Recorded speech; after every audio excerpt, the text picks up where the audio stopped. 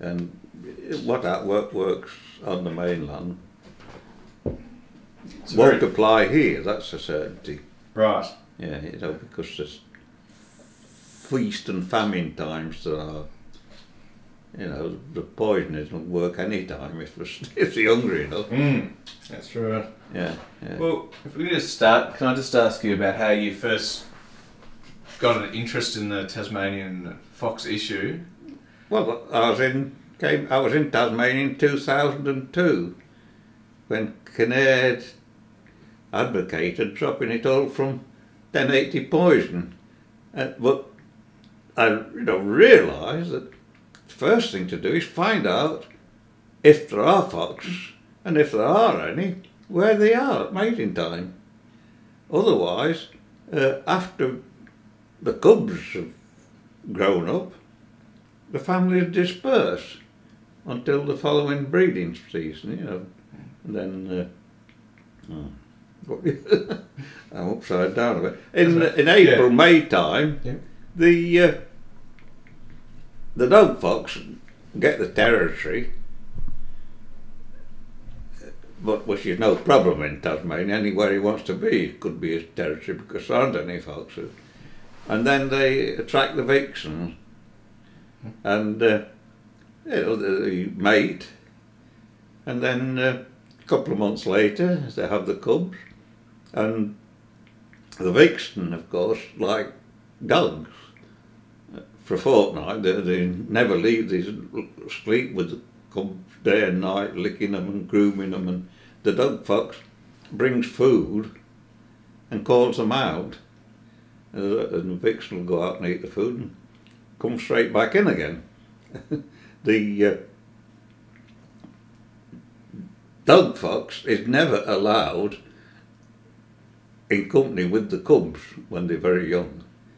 He has to, you know, the vixen keeps him away. The vixen will keep anything away, you know. They talk about a Tasmanian tiger. Well, it wouldn't have a chance. I mean, be a brave tiger with, you know, other food about, to put its head down a foxhole with the dog fox behind it and the vixen in front of it. You know, the foxes aren't helpless. And before that, of course, the vixen will decide where she is going to breed the cubs, have the cubs. And first thing she'll do is to scratch out 3 earths, rabbit warrens, an ideal place, on open ground. You think the foxes would have the cubs in thick cover. They don't. They have it on open hillsides, open paddocks. There's drain on the side of a paddock. They'll go into that for the simple reason that the dog fox is out hunting. He comes back at night after dusk with the food to call the vixens out. But before it comes, he's out there about an hour before it goes dark, and he's looking all over the landscape in the vicinity of the earth, and if there's any activity, he'll not come until he's absolutely sure that there are no enemies about, and then he'll come in and the vixen will come out. That's always the case, isn't it? That's, and then after the fortnight, when the cubs begin to get their eyes open and a bit restless, the vixen, of course, won't want to be mauled about all day with the cubs, so she'll come out, but she'll never go out of sight of the earth. While they're playing and that, and as they're growing up, she keeps watch over them all the time. And at one occasion, I was going past an old sort of quarry hole, and I looked, and I thought, cubs. And I stopped and turned to have a better look, and behind a stone wall about 200 yards away, she squalled, okay, just this one squall. And you couldn't count them, they were just a blur. And they all shot down the hole again. And I went back home, well, into the village, over the hill and down at the village. And a mate of mine, he was a keen terrier man. I said, I've just seen some cubs up at the old oak grove there. I said, come with it. Well, yes, we were off with the terriers. And we were away about quarter of an hour, 20 minutes. Not a sign. Not a sign. She'd moved them a mile away. Right. I found out later because the head keeper, he found them where they'd gone to in a small isolated rough piece of woodland. And he got it all round the wood with the guns, and he went through with the dog and tried the foxes out. And one came out down the bank. It came down a steep bank like that and across this open ground, but I wasn't used to shooting foxes then. This running fox, I shot at it, but they're very high off the ground and there's an awful long piece of tail. So whether I was too low or too far back and punctured its tail, I don't know, but it didn't stop it. Right. But the next one came down. As it came down the bank, I shot it coming down this very steep bank, shot at it, and waited to have another shot as it went, followed the first one across the paddock. And I was, by the stone wall, and in Derbyshire, it's all stone wall country. It came up behind the wall, and of course it was too close for me to get the gun over onto the wall. And then Bob came out. He'd heard that there must have been other shots at the other side of the wall. And there wasn't a sign of a dead fox. He went berserk. Yeah. And so, what was your reaction when you heard about the baiting that was going to be happening down here? When they started lunacy. Okay. Lunacy. You only got to see a photograph of a fox, how they hunt. They don't hunt with the nose to the ground. And they hunt by air scent, warm blood air scent, if possible, if for preference, or sound. Sound plays in the hunting activities well over 75%. Hunt by sound. Scuttlers of mice in the grass. So you were motivated to start up your own sort of awareness campaign. Can you tell me about that? Well, as I said, the main thing to do when you're doing anything with foxes, is first of all find your fox. If you've got 2 foxes in Tasmania, where are they? It's no use baiting, because everything's rotted away before the fox. Besides that, even if it was lying exposed on the surface, they'd very rarely touch it. They say, oh, we've examined contents of foxes' stomachs, and well, this, that and the other. Well, it's foxes that are probably used to feeding on a refuse tip. They're used to feeding there. There's been something extra smelly there once, and they go back there again. But to expect a fox that is listening and sniffing for wind scents to find something buried underground is lunacy. That's it. When they're talking about Carnarvon and the baiting by air. Well, I'm afraid I almost did him an injury. Because I said, well, I think it's possible, I said, if they got the bait in big lumps and they dropped it from the aircraft, possibly it could hit one. Frozen lump of fly meat. That's the best chance, yep. Yeah, but until they listen, Nick Mooney, he said they've got these marvellous instruments. to tell you which are foxes. I said to Nick, standing at the gate there, I said, look, if you come out at night with me and we stand at the gate and hear a fox or foxes across that paddock, I can tell you exactly whether they dogs, foxes, whether it's a dog fox or vixen. I can tell you the exact time to a second where they were, and the ears are very good for locating on a line, say, more or less pinpoint the line that the sound's coming from. How many airplanes would you see if you didn't hear any? An airplane up in the air, your eyes don't see it, you just locate it and then your eyes see it, and that's just the same with hearing foxes. And if there's three people located, different distance apart, they can pinpoint the exact spot by doing this, where the lines intersect, And I said, you lot come along, I said, 2 months later, find a scat, send it away for testing. Before the report comes back, the pair of foxes that hadn't bred will have bred, and the cubs could be anywhere.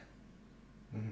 I said, even when you've located them to an area, you're still not sure to a 5-mile radius where they are.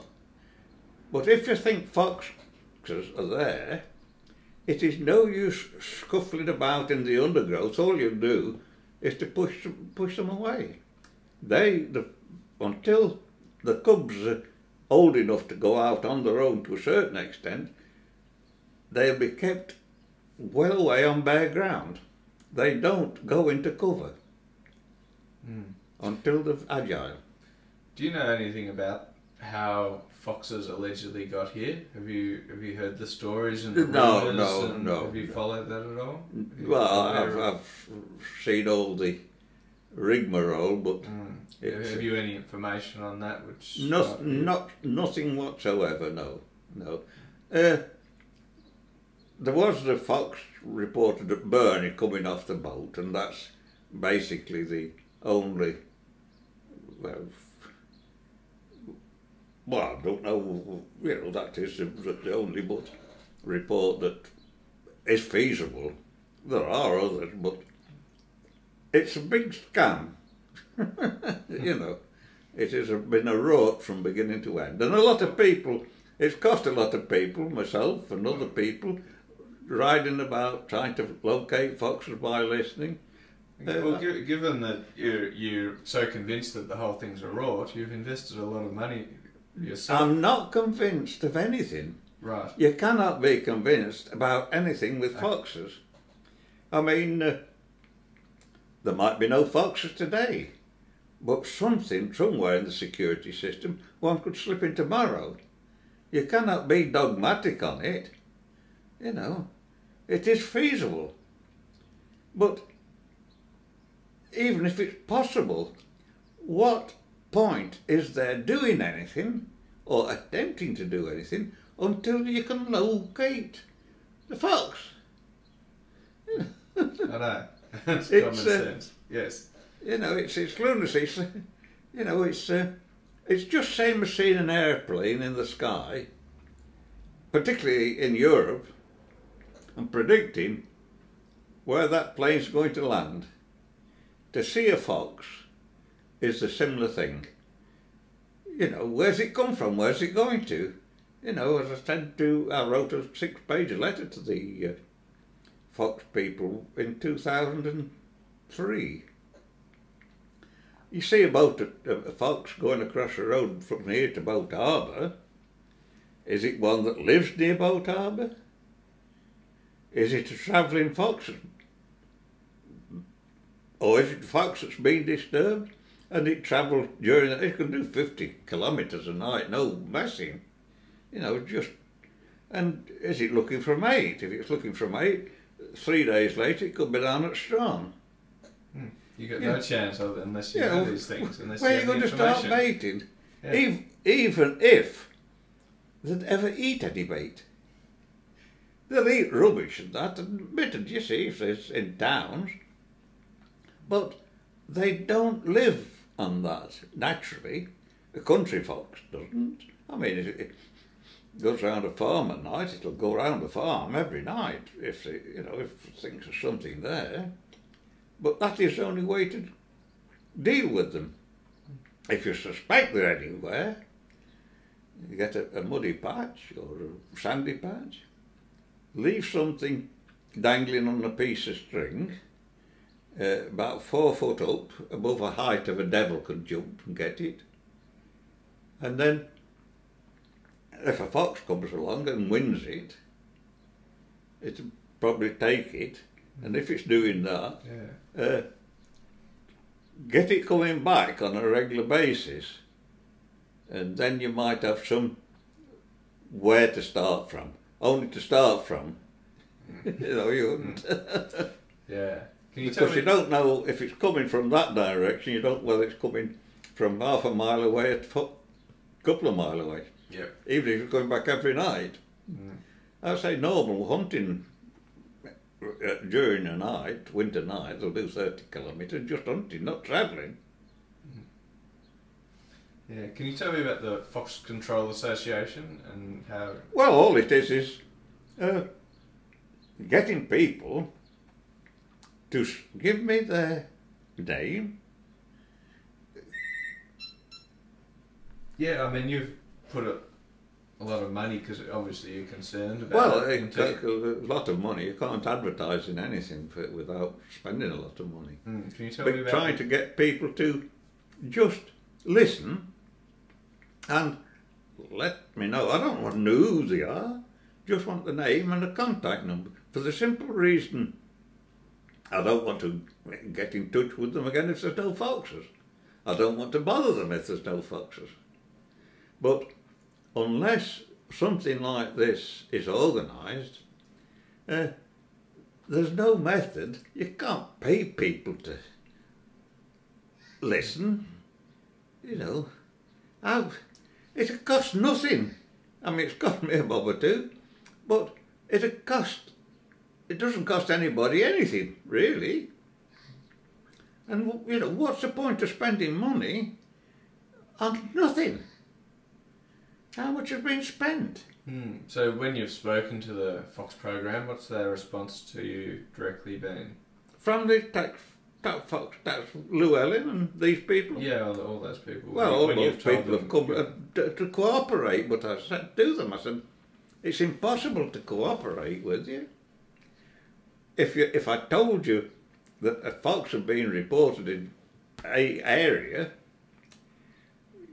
you people descend mob-handed with your dogs and that, and the fox will say, oh, this has got a bit crowded round here. They'll go. I mean, they're very mobile. They're not... they can do 50k. You can run as fast as a horse. And hunts. There's many a hunt, 1.5 hours, from the riders have gone from point to point, cross country, 12 miles in about 1.5 hours. The fox has run twice that with its dodging and of course it doesn't just run straight, the hounds would have caught up with it, but it has to duck and dodge and weave and that to keep throwing the hounds off the scent. And when they're hunting, when the hounds have 20 couples of hounds, 40 dogs in a pack hunting, and as soon as you lose a scent, all the hounds go like a bomb burst, spread out, and then one picks a scent up over there or one over there. But so the fox might have ducked and weaved before it got there, but as soon as that one starts, they cut across the country. So the fox has done twice the distance of at least twice the distance of the huntsman, and it hasn't gone just run haphazardly. before it started running, it knew exactly where it was making for. Because they'll go about 12 miles and then dive down into a badger set, which is impossible to get foxes out of badger sets, because it's there's all the badgers in there as well as the fox. And foxes do not go to ground normally. A fox, after its cub, a dog fox, probably never goes to ground at all. Lives its whole life. It'll get under cover, under a tree stump or something, but rarely will it go to ground. It's uncomfortable on the ground. It's, nothing, just rocks, earth and damp earth, and, why would it go underground? They might, actually, I haven't said that, because they might in Australia, because to get out of the sun, and where it is cooler. I hadn't thought of that aspect. Yeah, true. Yeah. So, I mean, you've been trying to publicise fox calls and the sounds that they make. Yeah, I must have distributed 300 or 400 CDs. I'll give you a CD, isn't it? Yeah, thanks. Yeah. And why do you think the program haven't taken up this approach? What reason have they given you? The scientific. The reasons that they look to the scientists, and the scientists have the best thing they can come up with is poison. The scientists don't think like foxes. What I was taught, the finer points of fox location. Well, I wasn't actually taught that. Listen. Before 1939, a lad that was wanting to court my sister, he took me with him when he went shooting with the rifle, shooting rabbits. He used to shoot the rifles through the head, the 2-2 rifle. He was the head gardener's son, so we had was in with the keepers. If in those days, if you weren't in with the keepers or just ordinary village lad, you're beyond the pale. The pre-war, it was very much of a closed shop. Keepers went from estate to estate. They got recommended by the laird or landlord or whoever it was. You could rarely just walk into a keeper's job. Nearly always had to come through recommendation of somebody or love somebody, you see. And this shoot at home, there was one local man, and the rest were all keepers that had been all over the country. There's one from Scotland. He was there for the rearing season, because up on the estate in Scotland it was a grouse, but of course the policy is woods around the house in that certain areas, wanted to rear pheasants. So we came to find out how it was done. And of course they're all done by banty hens, and banty hens in coops all over the paddock, with these probably about 200 or 300, 400 coops with one hen in it and the pheasant chicks. And this was a period when at night you had to go around at dusk and shut them up. Well, 400 coops take a bit of time to creep, because if you made the slightest sound, pheasant chicks would shoot out and hide in the grass. Right.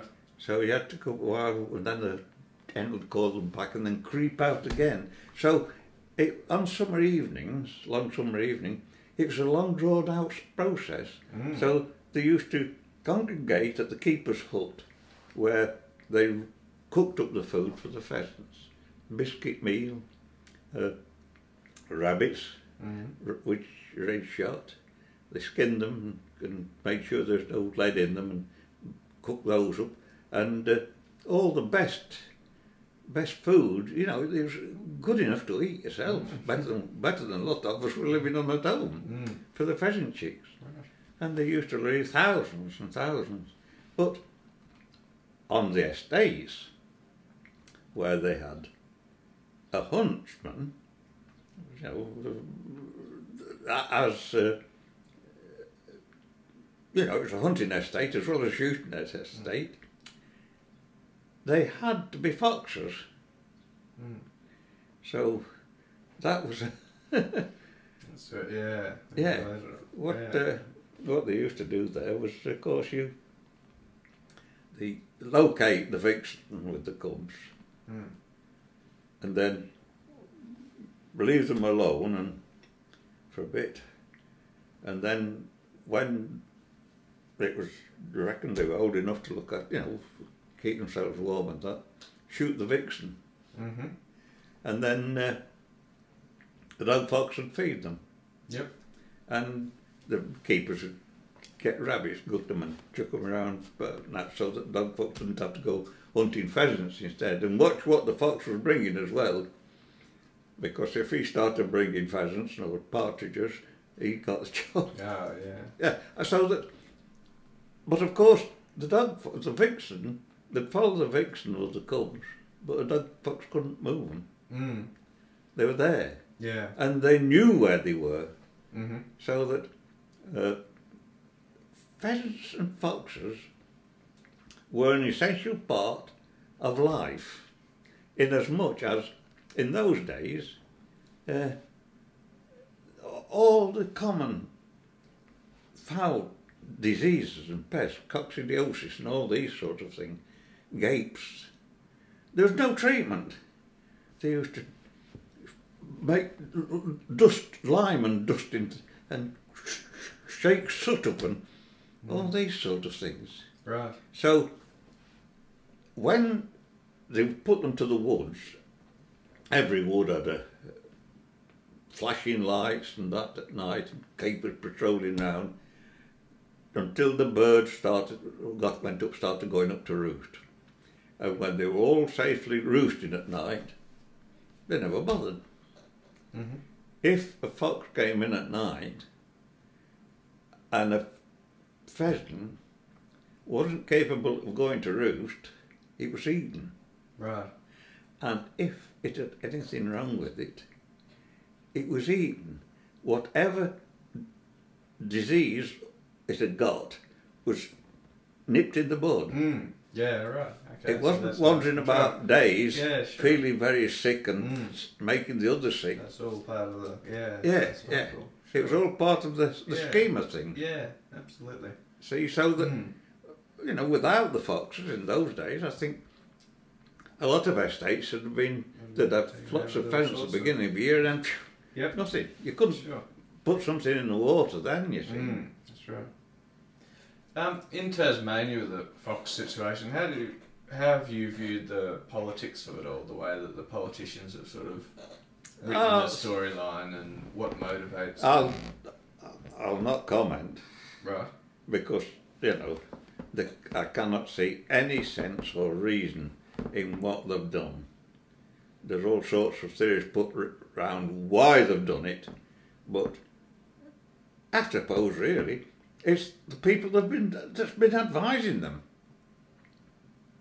So it's not so it's the advisors that are talking to the politicians. Yeah. And what do you think's motivating the advisors? Is it I say these old keepers when they're keeping up, where it used to, you know, this is where I was very, very fortunate really, because I don't think there's many people that ever, you know, were able to listen to the man that knew the most about most things in life. He couldn't read or write. He left school when he was about 7, starts scaring, well, I don't think he got to school. He started working about 7, scaring crows.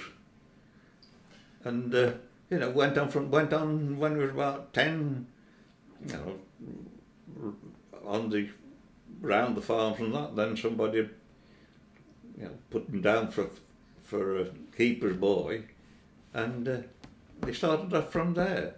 And in eastern England, this is how they used to. Partridge, where the areas of the country they had no pheasants, partridges were the thing, and a fox and a partridge is dynamite, for the simple reason I've said before, our foxes hunt, trot a lock, with the head up. The partridge could be sitting in a clump of grass in a hedgerow, hatching the eggs, and the fox would go past night after night after night, as they do. The first time the chick hatched off and came out from underneath the partridge, it brought its scent out, and of course, straight, and it, just right in, yeah. Yeah, so what they used to do, the keepers, would find the nests, put dummy eggs under the partridge, take the eggs, incubate them all, put them under broodies. As soon as they started pipping, they would go down, round, and because they'd found the nests originally, because they'd take the eggs from there. And that was another thing, mixing all the partridge eggs up, because, of course, they spread the blood automatically, mix the blood. And you could push a partridge off its nest and push the eggs underneath it. Yeah, right. And if they were chipping, this is what it did. And then, of course, when you'd done that to a nest, you made sure that until they were running about, because the cockbird used to brood them, you see, at first, when they started running about, he'd start brooding them. And then when they were together, both being brooded by the cock and hen bird, then they'd be all right, because they'd get in the... It's amazing. A partridge or a bird, you'd think that if it was lying on the floor, you'd find it, wouldn't you? Mm. Partridges, if they shot, and Fort Worth, they lie flat on the soil with the wings down, your dogs can't find them. Send a gun dog for a partridge, and the gun dog, that dog's no good. But if you go over there, the dog will be, and they'll be walking over it. I've seen them do it with pheasants. How they fall and how the feathers land, and it makes a little airtight cocoon, and so scent can't get out. And this is how the partridge are chugged down. They're there, but there's no scent because it's all enclosed in the feather curtain. Yeah, right. Okay. Yeah. I mean, we've sort of touched on a fair bit of the stuff in Tassie. Is there any more sort of Tasmanian? I mean, the program keep talking about all the evidence they've found. They always reel out the scats and everything. Do you have any opinions on how they're finding fox scats here and there? Oh. Look, if you were on the road and you saw a fox cross the road, where's the fox going to be at night? Where's the fox going to be in a fortnight's time?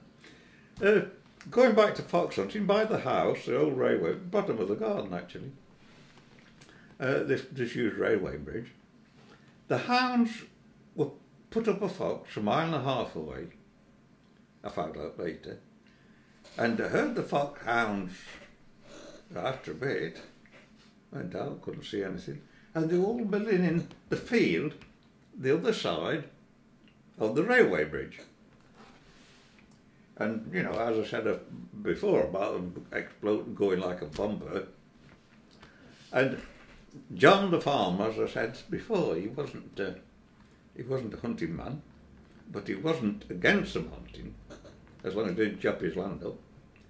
And he liked to see a few fox about, because he said, very good, you know, he said, they keep the rabbits and the rats down. He said, oh, he says, the devil's for rats. They are actually. They're very good for getting rid of rats. And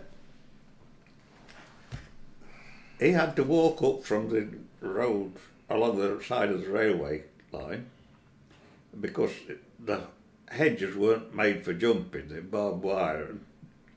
And of course it took him about 10 minutes, quarter of an hour to get up to where the hounds were.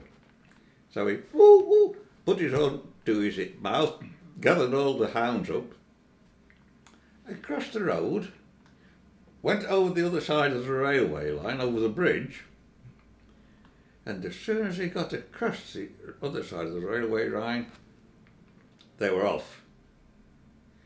And quarter of an hour later, they'd run that fox to us 4 miles away.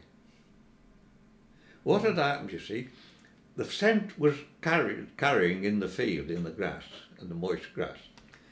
Got onto the dry road, the fox had crossed the dry road, across the bridge, and the scent wasn't retained on the road, so they'd come up there and been balked and gone the other way. If it just wanted one hound to go across the bridge, it'd have picked it up. But, as soon as it got to the other side away. And I suppose, well, quarter of an hour later, 4 miles away, so. Mind, it had had 10 minutes advantage, so it'd be 20 minutes, because it's gone, five miles in about 20 minutes. So, you know, what is the point of trying to find a scat? Yeah, I know, it doesn't really tell you anything, does it? Yeah. And it's quite curious how they're finding individual ones and you know, none of it makes a lot of sense. Absolute lunacy. Every time I ask them these questions, if they don't have an answer, they'll say, "Oh, yeah, we just don't have the data. We don't know these things, but we know they're there." Well, you're not going to find them. Actually, I thought it was a good idea at first when it was first mooted, because they said that find these scats to prove that foxes are here or not, and we get the scat, we can identify the individual fox, and we can tell where on the mainland it's come from. So I thought, that's brilliant. You know, anybody's bringing them in, it'll highlight it. But then it's not handled like that.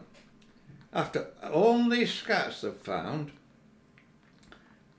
I don't know how many it is, that they've identified, there aren't 2 of them alike, from the same fox. So something tells me somebody's been making a fool of everybody else. And well, money for old rope for somebody. Certainly looks like it, doesn't it? Yep, they've got 15 individual ones they've identified, and they've got 60 which, they haven't been able to actually get the actual identification from. But that just doesn't make sense. Doesn't add up at all. And as I say, foxes... It's all they're basing it on too at the moment. That's all they've got. These scats. That's all the evidence they're basing it on. And then, of course, the reports of foxes being advertised for in New South Wales, and, well, no wonder there's so many individual foxes, particularly if the scat is removed from the rectum of the shot fox, he isn't going to drop anymore. That's the end of that, isn't it? Particularly to get them over into Tasmania. You know, I think that must prove this has been happening, because it's obviously they're not Tasmanian foxes that are... No. And besides, you would get more scats from one fox in a certain area, particularly out of all expensive. Breeding, maybe in a small area. Expensive to training these dogs. If I got a half decent dog and couldn't train him to find a certain item in a day, I'd say I was hopeless. I've bred dozens and dozens of dogs. I'll photograph a bit. And they have to be shown what to hunt as well. But you get a pheasant and pigeon and throw it. They don't really know at first. And then you throw one. Of course, you don't let him see you throw it, or where you've thrown it, and you hunt him up, and that's all right as long as you do it. But when you've got a trained dog, you can't do that, because the first thing you do is to get your dog to ignore birds that have been handled by anybody else or handled by a dog.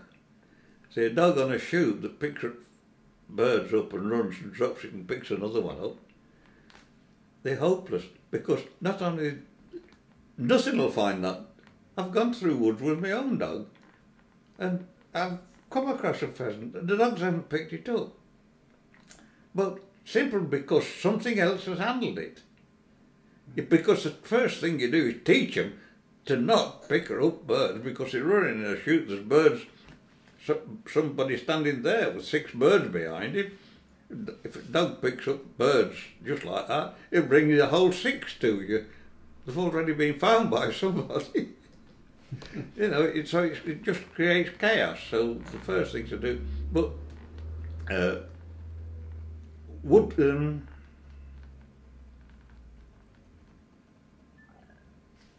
woodcock.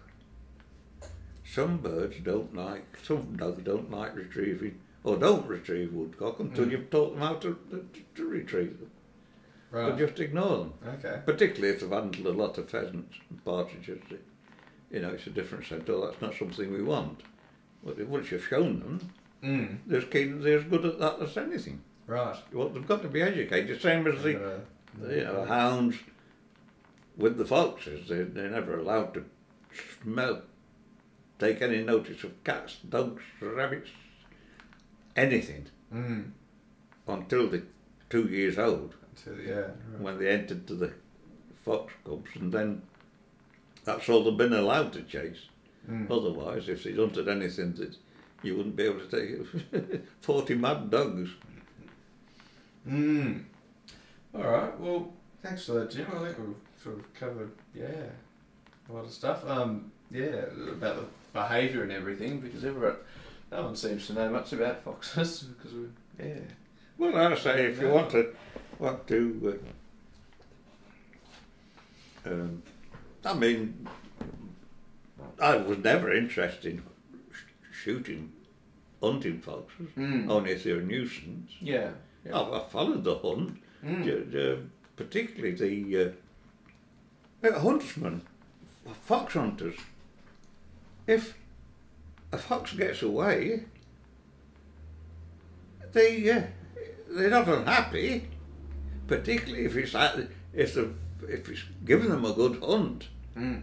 The fox has been better than the dogs that day. Yep. They're not just seeing dead foxes. They're serving a purpose. People that don't understand think it's cruel and. It's all the outsiders, the city folks, who reckon they're experts, and they don't know the reality. They don't. Yep. It's just a way of life. Yep. If you don't hunt them, they face a worse death. Yep. Survival of the fittest. Or something for something else face a worse death. It's a balance of nature. That's right. That's the way it's always been. Yeah. These animal rights and that. What they're trying to do, I don't know, but everything has to be kept in balance, and if it's the top predator, either is kept in balance by starvation, there's nothing left to eat, or if he eats everything else, well, then there's nothing there, you see. But, you know, birds and everything, it's just same as voles. We haven't got them in Australia, but they like a big mouse. Yep.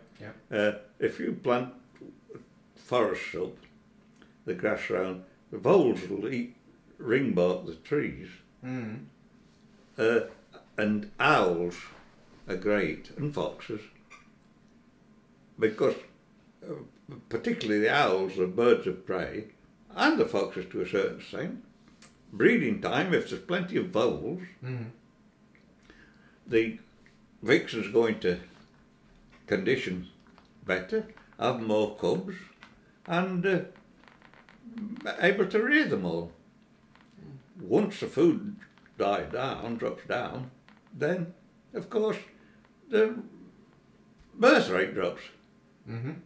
And all carnivores operate like that. Otherwise, they're beating one another. Yeah, no, you're right.